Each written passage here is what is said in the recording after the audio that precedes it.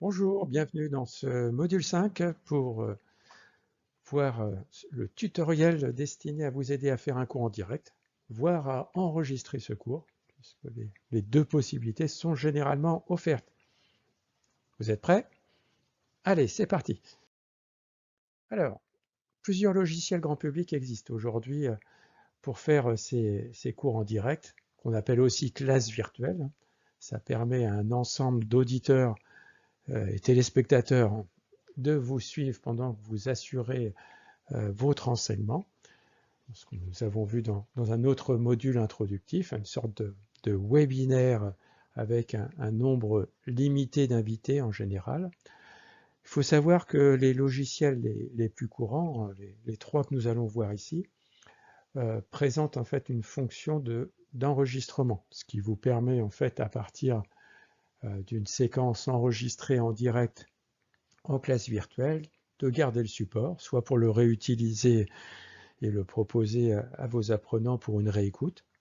Dans ce cas-là, c'est une forme de gourmandise de leur part de vous réécouter deux fois, soit en fait pour l'utiliser plus classiquement en conditions studio, c'est-à-dire que vous allez pouvoir vous positionner calmement chez vous et vous allez vous imaginer que vous êtes face à un public.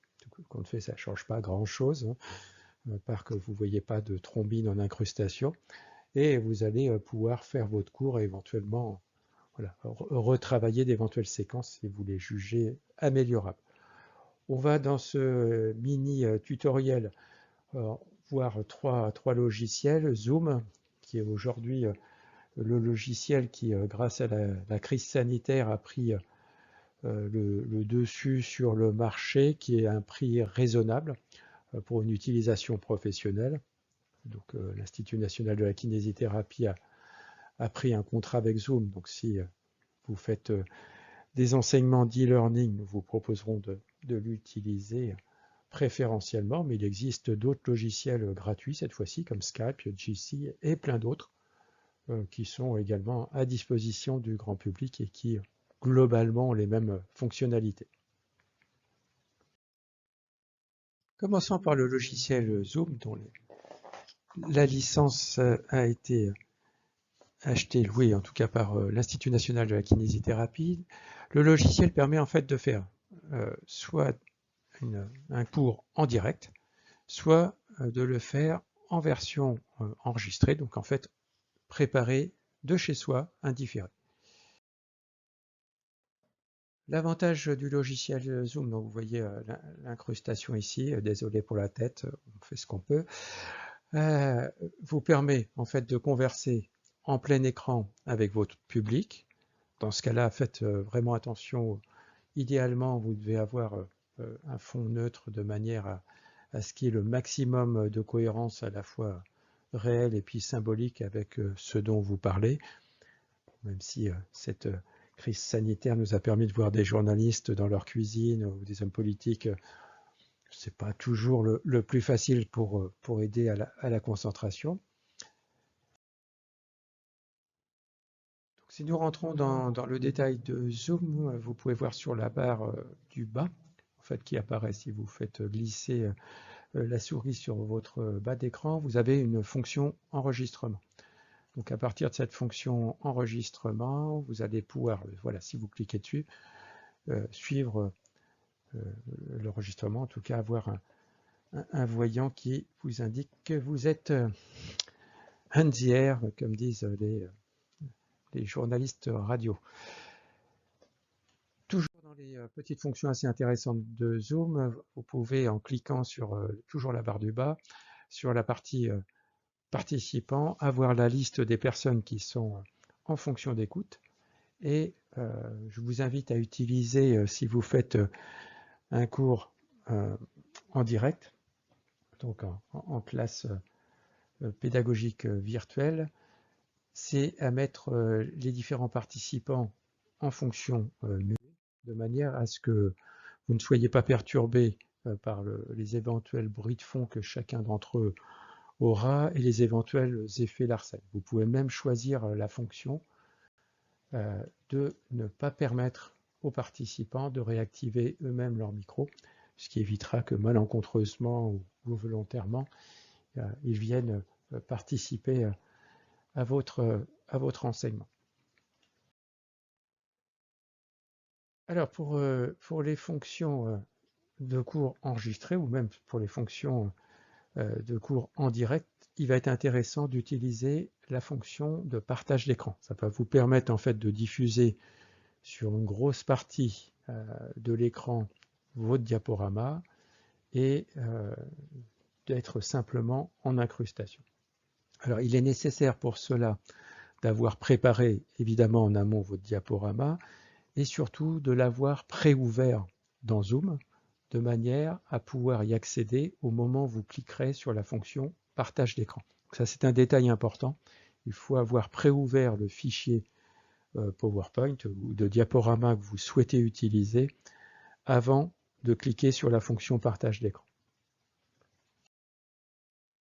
À partir de là, voilà, vous allez apparaître comme dans l'incrustation. La majorité de l'écran va être couvert par votre diapositive et aux yeux du public, des apprenants, vous allez apparaître en incrustation, simplement sur une partie. Ils pourront choisir d'ailleurs sur quelle place de leur écran vous allez apparaître. Donc, il est tout à fait possible de déplacer cette petite fenêtre, ce qui va vous permettre voilà, de faire comme si vous étiez en interface pédagogique directe, d'avoir vos diaporamas.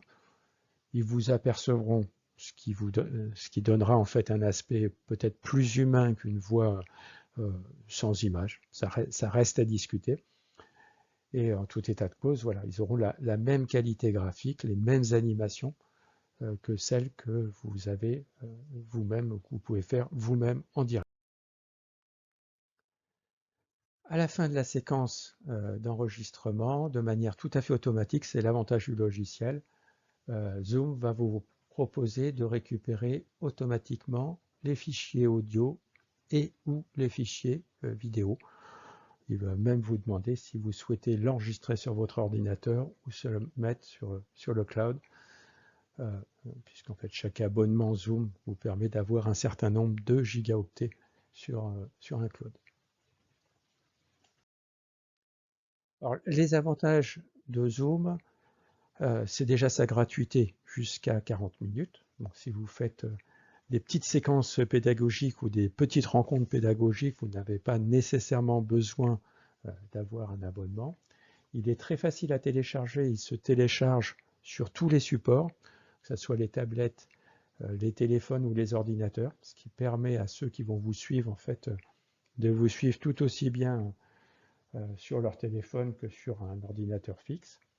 L'utilisation reste très intuitive. Il a une relativement bonne stabilité de connexion. Bon, la période là, de surutilisation pendant le confinement n'était probablement pas la meilleure période pour pouvoir utiliser ce logiciel, mais globalement ça se passe bien et il a la fonction partage d'écran qui, comme je le disais il y a un instant, est vraiment essentielle pour pouvoir partager le visionnage de diapositives. Les inconvénients, c'est notamment sa confidentialité. Apparemment, une enquête est en cours ou était en cours au moment où nous avons fait cet enregistrement, puisque des informations étaient, semble-t-il, partagées avec Facebook. Et c'est la limite des 40 minutes pour la gratuité, même si la version payante reste à un tarif tout à fait raisonnable. Autre logiciel dont on va dire deux mots, puisque c'est historiquement un de ceux qui a été le plus utilisé, c'est Skype, qui voilà, depuis quelques années maintenant permet de partager avec plusieurs personnes à la fois, ce qui n'était pas le cas à l'origine. Donc là encore. Alors, l'autre logiciel dont on va parler, puisque historiquement c'était le logiciel de communication le plus utilisé, donc qui a été repris par le groupe Microsoft, c'est Skype, qui bénéficie à peu près des mêmes avantages, sa gratuité, son téléchargement facile sur différents supports, notamment pour vos suiveurs, une utilisation tout aussi intuitive que Zoom, une bonne stabilité de connexion, les mêmes possibilités de partage d'écran et d'enregistrement vidéo, et une possibilité supplémentaire, c'est celle du floutage du fond, ce qui permet en fait voilà, d'avoir des formes, mais sans qu'on puisse voir les détails. C'est une fonction relativement récente, mais qui est très intéressante. Ces inconvénients, probablement les mêmes que beaucoup de ces logiciels gratuits, en général, qui ont un inconvénient de confidentialité, et l'impossibilité, en tout cas à cette date, de bloquer le micro des participants. Troisième logiciel assez utilisé dans le monde universitaire, c'est Jitsi, qui voilà, bénéficie des fonctions à peu près équivalentes. C'est un logiciel gratuit. Il a été conçu en open source.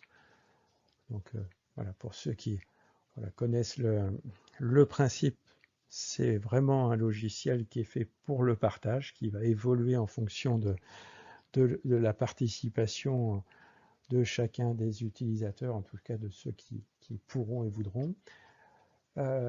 Il donne la possibilité de ne pas le télécharger et d'être simplement utilisable comme suiveur, sans impliquer d'être enregistré au niveau du disque dur de l'ordinateur, au niveau du support de votre téléphone ou de votre tablette. Son utilisation est intuitive. Il permet de se créer une salle de cours spécifique dont vous allez en fait partager le nom ou les indicateurs avec vos apprenants. C'est comme si vous étiez en mesure de vraiment créer une salle particulière qui est soit propre à vous, soit propre à vous et à vos intervenants. Des bonnes possibilités, là encore, de connexion, d'enregistrement, de partage d'écran. Il donne la possibilité d'utiliser des vidéos de YouTube pendant que vous développez votre cours, et il donne également la possibilité de flouter l'écran. Pas vraiment d'inconvénient à cette utilisation de Jitsi. Il existe des tutoriels qui vous en faciliteront l'utilisation. Voilà. Je vous mets ici le lien avec un de ces tutoriels. Donc en résumé, avant de faire votre cours en interface pédagogique directe, vous êtes vraiment invité à vous entraîner avec le logiciel choisi. Il est important de vous installer dans un endroit calme avec un fond adapté, si vous ne pouvez pas flouter le fond.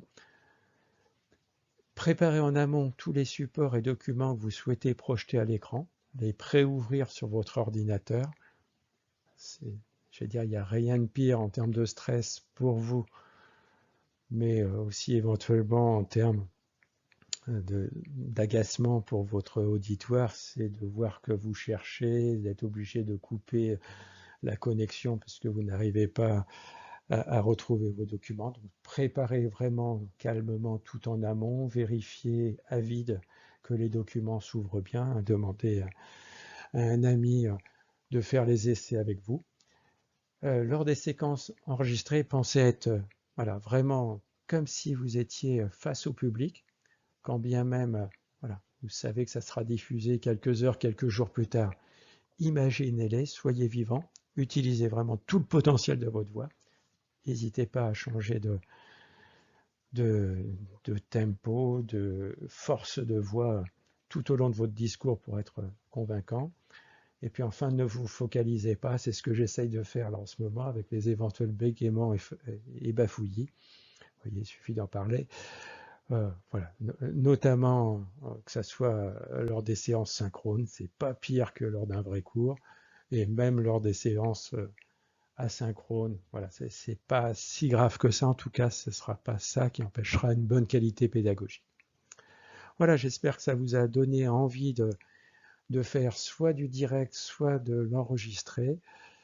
C'est une belle expérience là aussi, et ça permet quand même quasiment de remplacer le cours en direct, évidemment, sauf les aspects pratiques. Voilà, à très bientôt pour un nouveau module.